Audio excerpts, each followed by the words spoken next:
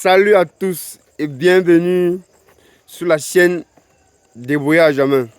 Aujourd'hui, on avait un débrouillard à jamais, pas comme les autres. Un débrouillard vraiment qui fait des choses grandioses. Et chaque jour, il essaie d'améliorer ses recherches et améliorer l'agriculture en fait. Le jeune ingénieur fraîchement diplômé, ingénieur sans fac. Aujourd'hui, il doit nous parler de la culture hors sol.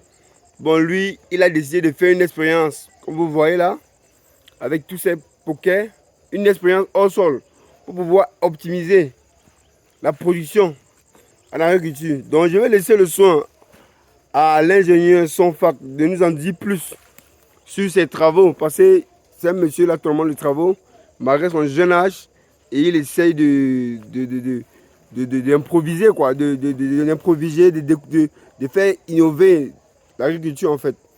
Donc, salut monsieur Sonfac. Merci, de m'avoir passé la parole. Oui. Bonjour à tous. Oui. Et bienvenue dans notre potager. Ici, nous sommes en train d'œuvrer pour la culture hors sol. Oui. Dans laquelle nous allons faire une diversité de cultures. Oui.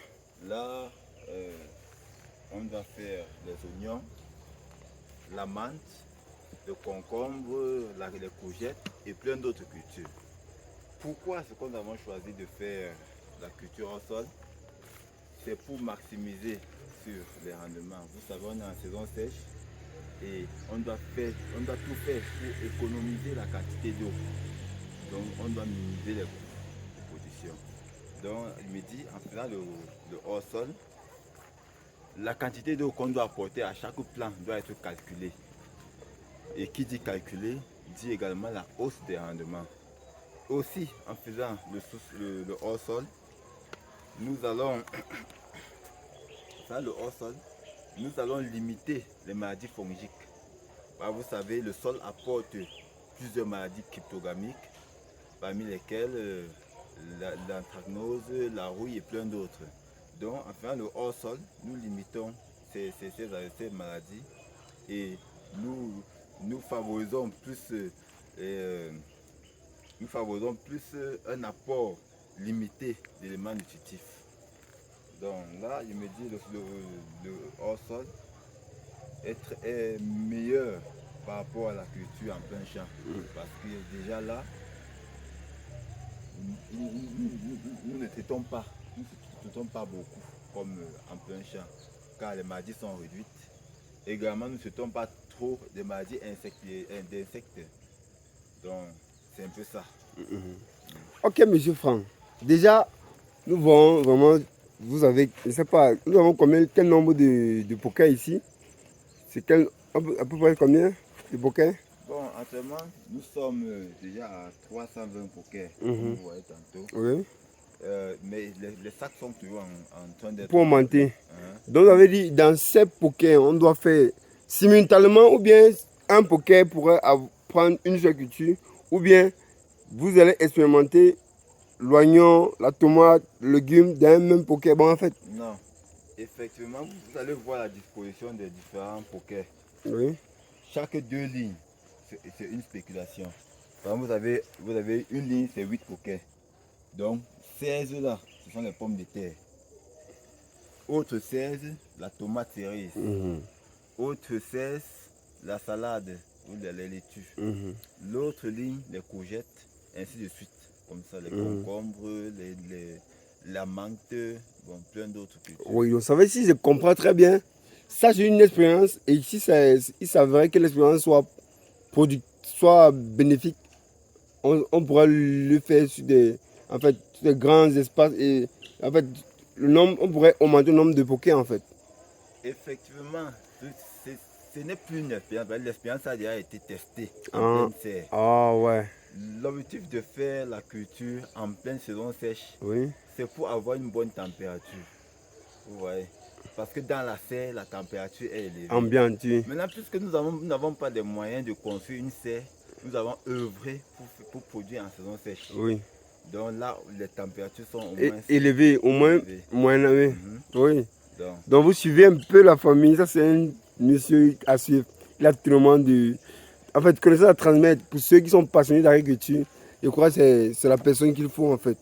Bon, déjà, culture, je comprends pourquoi chez les Occidentaux ou bien ailleurs, on fait les cultures sur les grands étendues de serre.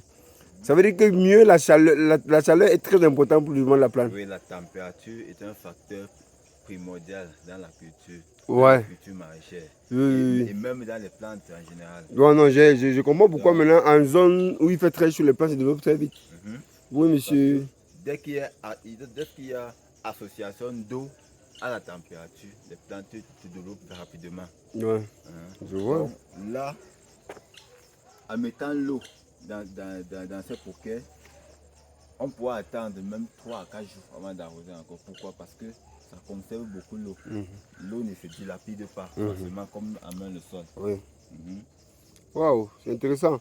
Et déjà, dans un poquet comme ça, quelles sont les matières qui ont dans un poquet pour constituer un poquet comme ça? Parce qu'il y a les internautes qui regardent, ils peuvent expérimenter chez eux, avoir les 10, 3, 4, 5 poquets pour pouvoir cultiver les petits, faire les petits jardins pour ceux qui n'ont pas les espaces de terre. Bon, pour maximiser au niveau du rendement de la culture, nous avons mis demi-kilo de fiente par poquet. Oui. Donc, vous voyez la terre noire, qui est la couche arable du sol, qui est la partie cultivable par nos parents et bien d'autres. Donc, on remplit le sac avec la terre partie arable. Par la suite, on met demi-kilo de fiente dans chaque poquet. Et puis, on arrose. On doit arroser sur 4 jours maximum pour que la fiente soit vraiment éteinte. Ouais, ça c'est un truc que beaucoup ne savent pas. Bon, beaucoup ne savent pas en fait. Donc il faut laisser la fiente éteinte. Quand on dit éteinte, ça veut dire quoi en réalité? Les gens ne comprennent pas. Ça veut dire que la fiente perd la totalité de son ammoniac. Les gaz que la fiente contient doivent être échappés.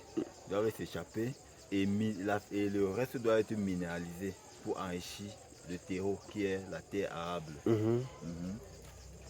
Ok, c'est noté. Ouais. Donc, disons, déjà, on peut donner rendez-vous dans combien de temps pour venir ici? Je ne sais pas, vous avez déjà mis les graines dans ces poquets ou bien? Bon, nous n'avons pas encore ensemencé, mais l'ensemencement se fait ce week-end. Donc d'ici samedi, nous allons ensemencer tous les plants. Donc d'ici 3 mois, on pourrait revenir ici faire une vidéo pour voir la production. La germination déjà. La germination, oui. 3 mois, bon, 3 mois. Dans 3 mois, vous pouvez venir assister aux récoltes. Voilà, aux récoltes.